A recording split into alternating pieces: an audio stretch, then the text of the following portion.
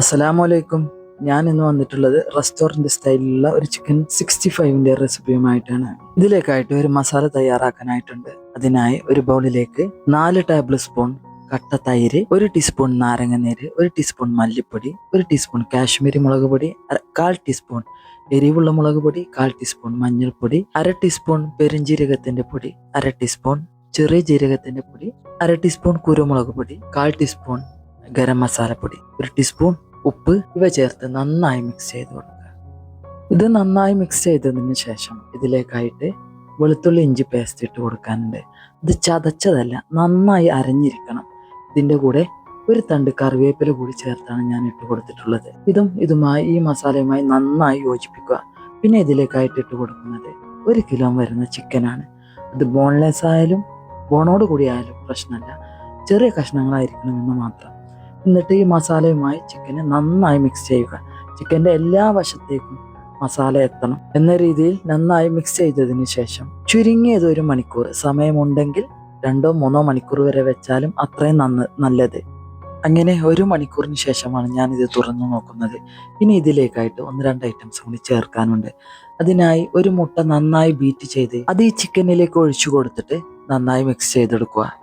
ശേഷം ഇതിലേക്കായിട്ട് 4 table spoon കോൺഫ്ലോറും 1 table spoon അരിപ്പൊടിയും ചേർത്ത് നന്നായി മിക്സ് ചെയ്തെടുക്കുക.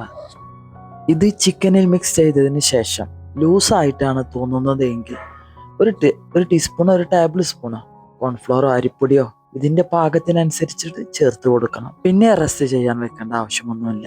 ഇനി ഇതിനെ നമ്മൾ എണ്ണയിലിട്ട് പൊരിച്ചെടുക്കും. അതിനായി ഒരു പാനിലേക്ക് അല്പം എണ്ണ ഒഴിച്ചതിന് ശേഷം ആദ്യം പച്ചമുളക് നീളത്തിൽ 4 ആക്കി കീറിയത് ഇട്ട് കൊടുത്ത് അതൊന്ന് മൂത്ത് വരുമ്പോൾ ഇതിലേക്കായിട്ട് കുറച്ച് കറിവേപ്പില ഇട്ട് അതിൻ്റെ ഒരു മണം വന്നു കഴിഞ്ഞാൽ ഇത് രണ്ടും കൂടെ ഒരുമിച്ച് വറുത്ത് കോരി മാറ്റാം.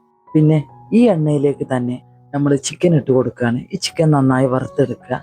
തിരിച്ചും മറിച്ചും ഇട്ട് നന്നായി വേവിച്ചെടുക്കണം. ചിക്കൻ വേവിച്ചെടുക്കുമ്പോൾ മീഡിയം ഫ്ലെയിമിൽ ഇട്ട് വേണം വേവിച്ചെടുക്കാൻ. പുറമേ ക്രിസ്പി ആയാലും അകം സോഫ്റ്റ് ആയിരിക്കണം.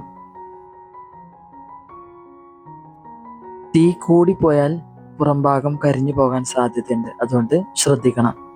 അങ്ങനെ 2 വശവും മറിച്ചിട്ട് വേവിച്ചതിന് ശേഷം ഇത് കോരി മാറ്റാവുന്നതാണ്.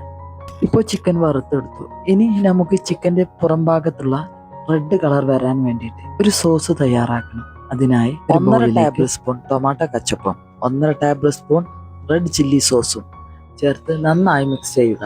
ഇതിൻ്റെ കൂടെ 1 ടീസ്പൂൺ നാരങ്ങ നീരും കൂടെ ചേർത്ത് കൊടുക്കണം. പിന്നെ 1/4 കപ്പ് വെള്ളം ചേർത്ത് ഇതിനെ നന്നായി മിക്സ് ചെയ്ത് ഒരു സൈഡിലേക്ക് മാറ്റി വെക്കുക. പറയാൻ വിട്ടുപോയതാണ്, ഇതിലൽപ്പം റെഡ് ഫുഡ് കളർ കൂടെ ചേർക്കണം. ഞാൻ വളരെ കുറച്ച് മാത്രമാണ് ചേർത്തിട്ടുള്ളത്. നിങ്ങൾക്ക് കൂടുതലായി കളർ വേണമെന്നുണ്ടെങ്കിൽ കൂടുതലായി ചേർക്കാവുന്നതാണ്. ഇനി ഒരു പാനിലേക്ക് ചിക്കൻ പൊരിച്ച ഓയിലിൽ നിന്നും വളരെ കുറച്ച് മാത്രം ഓയിൽ ഒഴിച്ച് അതിലേക്കായിട്ട് 1 ടേബിൾ സ്പൂൺ വെളുത്തുള്ളി വളരെ ചെറുതായി അരിഞ്ഞതിട്ട് കൊടുക്കുക. അതങ്ങോട്ട് മൂത്ത് തുടങ്ങുമ്പോൾ ഇതിലേക്കായി 1 ടീസ്പൂൺ ഇഞ്ചി കഷ്ണങ്ങളാക്കിയതാണ് ഇട്ട് കൊടുക്കുന്നത്. ഇത് രണ്ടും നന്നായി മൂപ്പിച്ചതിന് ശേഷം നമുക്ക് ഈ സോസ് ഇതിലേക്കായിട്ട് ഒഴിച്ചു കൊടുക്കാം. സോസ് ഒഴിച്ചതിന് ശേഷം നന്നായി ഒന്ന് തിളക്കണം. തീ കൂടുതലാണെങ്കിൽ പെട്ടെന്ന് വറ്റിപ്പോവാൻ ഇടയാവും. അതുകൊണ്ട് തീ വളരെ ലോ ഫ്ലെയിമിലായിരിക്കണം. നന്നായി ഒന്ന് തിളച്ചതിന് ശേഷം ഇതിലേക്കായിട്ട് നമ്മൾ വറുത്ത് കോരി മാറ്റി വെച്ച ചിക്കൻ ഇട്ട് കൊടുത്ത് നന്നായി ഒന്ന് യോജിപ്പിച്ചു കൊടുക്കുക. ചിക്കൻ്റെ എല്ലാ വശങ്ങളിലേക്കും റെഡ് ഫുഡ് കളർ എത്തേണ്ടതായിട്ടുണ്ട്. അപ്പോഴാണ് റെസ്റ്റോറൻറ്റ് സ്റ്റൈലിലുള്ള ഒരു ചിക്കൻ 65 ആവുകയുള്ളൂ. അപ്പോൾ നന്നായി ഇളക്കി മറിക്കുക. മറ്റുള്ളവരുടെ ചിക്കനെ അപേക്ഷിച്ച് നോക്കുമ്പോൾ എൻ്റെ ചിക്കനിൽ കളർ വളരെ കുറവാണ്. എത്രയൊക്കെ കളർ കൂടുതലായി ചേർക്കണമെന്ന് തോന്നിയാലും എടുത്തു വെച്ചാലും അത് ചിക്കനിലേക്ക് ആഡ് ചെയ്യുന്ന സമയത്ത് കയ്യിനൊരു അസ്വസ്ഥതയാണ്. കാരണം ഇത് എൻ്റെ മക്കളുടെ വയറ്റിലേക്ക് തന്നെയാണല്ലോ പോവേണ്ടത് എന്ന് ആലോചിക്കുമ്പോൾ മുഴുവനായും അതിലേക്ക് ചേർക്കാൻ കഴിയുന്നില്ല എന്നുള്ളത് മറ്റൊരു സത്യം. കളറേ കുറവുള്ളൂ, ടേസ്റ്റൊക്കെ അപാരം തന്നെ. കഴിയുന്നവർ ഒന്ന് ഉണ്ടാക്കി നോക്കുക, ഫീഡ്ബാക്ക് അറിയിക്കുക.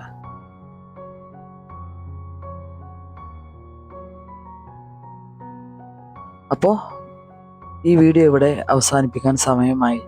നിങ്ങൾക്ക് ഇഷ്ടപ്പെട്ടു എന്ന് കരുതുന്നു. ഇഷ്ടപ്പെട്ടു എങ്കിൽ ലൈക്ക് ചെയ്യുക, സബ്സ്ക്രൈബ് ചെയ്യുക. ഇൻഷാ അല്ലാഹ് മറ്റൊരു വീഡിയോയുമായി വരുന്നതുവരെ ബൈ. അസ്സലാമു അലൈക്കും.